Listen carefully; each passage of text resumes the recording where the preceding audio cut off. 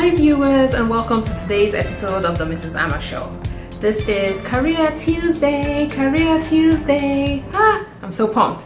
Career Tuesdays. This is where I get to talk about, careers, how we can advance our careers at work, things that we can do to, ways to imbibe good traits or good, career business sense. Make that advancement at work, get that promotion, and don't leave bonuses or money on the table. So on today's vlog, if you're new to the Mrs. Amma Show, welcome. I say welcome. Don't forget to subscribe. Hit the subscribe button just so you can get notifications on when I post new vlogs. So on today's show is going to be about highly ineffective employees. Weeks back, I did a vlog on, I think the 10 habits of highly ineffective managers. So now we're going to talk about the 8 habits of highly ineffective employees. As I go through these traits, if you take a step back and be objective to yourself and you find that you imbibe in one or more of these traits, not good. Now is the time to turn in short, whatever trait you imbibe in that I'm getting ready to highlight, just flip things around, right? And do the opposite, okay? All right, so I'm just gonna jump right into it. Number 1 is, and I've got my cheat sheet here just so I can make reference to it. I'm not forgetting any of the points. So number 1 is bad mouthing your boss. This is just bad. I mean, you don't ever, what's the saying? You don't bite the finger that feeds you. Your boss, I mean, it's not like he feeds you. I mean, literally, right? He doesn't feed you literally, nor is he responsible for paying your salary. But he has a very good say in how you progress at work. He or she has, he or she has got authority over how you progress at work. So in essence, you bad mouthing your boss, you're biting the finger that feeds you. You don't ever want to do that. It's not a good precedent to set. If you have 1 or 2 things that you're that you want to discuss with your boss, maybe you feel like your boss was insensitive to you, maybe sometime last week, or did something that you felt was quite insensitive, then as an adult, from adult to adult, just have a sit down with your boss and discuss it, hash it out with him or her, and let your boss know how you feel. Just have that candid conversation. It won't hurt.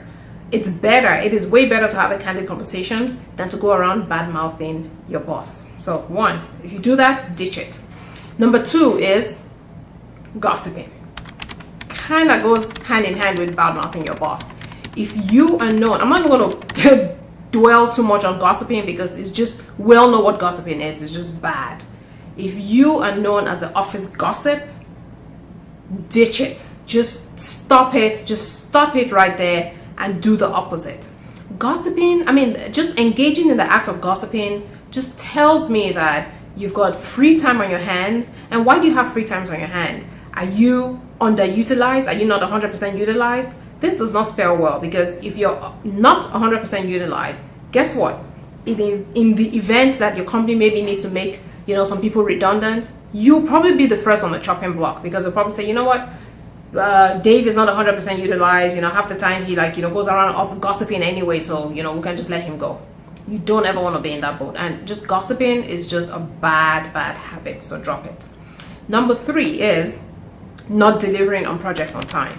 So you're probably not delivering on projects on time because you're busy gossiping or you're busy bad mouthing your boss. If it's neither of those two, if you're truly having problems understanding the project at hand or the task at hand, and because you don't understand it, you tend to maybe delay the process, or it makes you have to do a lot more research, so that eats into the time, and so you're always late on deliverables. Have a conversation with your boss. Maybe seek out ways. Maybe he or she can then sit down with you and figure out a way to help you, or figure out a way to provide assistance to you. So if you're not delivering on time and there isn't a good reason for it, it doesn't even matter the reason. Whatever the reason is, try to delve into what the reason is, and try to have a discussion with your boss on how to remedy the situation and how you can become better at delivering on time. Number 4 is procrastinating. I did a vlog about procrastination, the number 1 enemy of progress. If you find yourself procrastinating, it probably leads to you not delivering on projects on time and just delaying the process. Never good. It's not a good trait to have. Constantly procrastinating, it catches up with you. So if you find that, again, you're struggling with the project or you're struggling with the tasks, reach out for help, reach out to your peers, reach out to your manager, reach out to your mentor, discuss with your mentor, and figure out a way of how to improve and how to get better and how to manage the act of procrastinating. So that you just need to do away with. It does not, it's just the number one enemy of progress, and it's applicable at work as well. So that's 4. 5 is, let me see, not a team player. So don't be known as the party pooper, the one who just never agrees with the team, never wants to join the team in anything. If it's team lunch, if it's team events, you're just never a team player. Does not spell well. It does.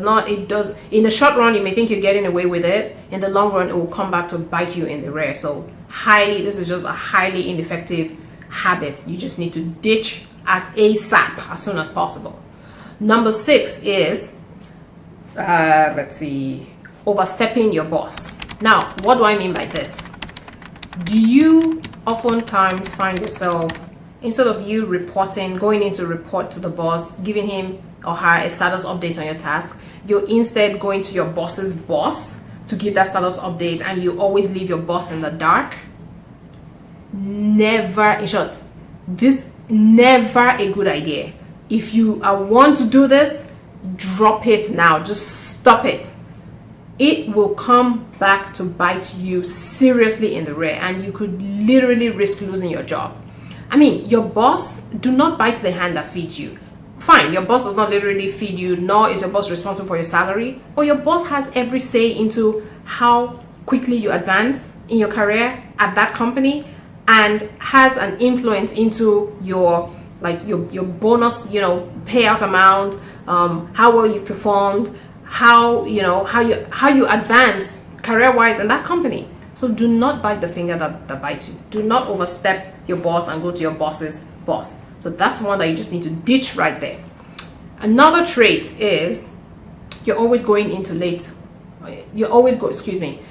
going into work late for no apparent reason. I can understand if there's a solid, justifiable reason for going in late.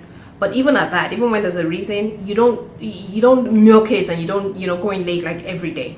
But if you form the habit of going into work late just for no reason, either you're lazy or you don't wake up on time or just whatever it is, does not speak very well, doesn't tell well at all. And very soon people are going to notice. I mean, every time you walk in late into it, people are watching. Your colleagues are watching. Your boss is definitely watching. Just a bad trait. If a time comes where the company needs to make people redundant, guess who's going to be the first on the chopping block? You. Always going in late. So stop being tardy. It's just not a good idea. It just doesn't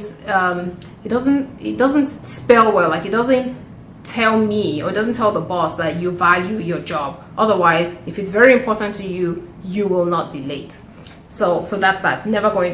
Always going in late. Let me see if I've left out anything. So bad gossiping, not doing procrastinating, not a team player, short office events, overstepping your boss, and going in late to work. So those are the 8 traits of highly ineffective employees. Again, like I mentioned at the beginning of this vlog, if you are one that imbibes in one or more of these traits, flip things around. I'm all about flipping things around and do the opposite. Literally start doing the opposite, and you'll be well on your way to success at that company.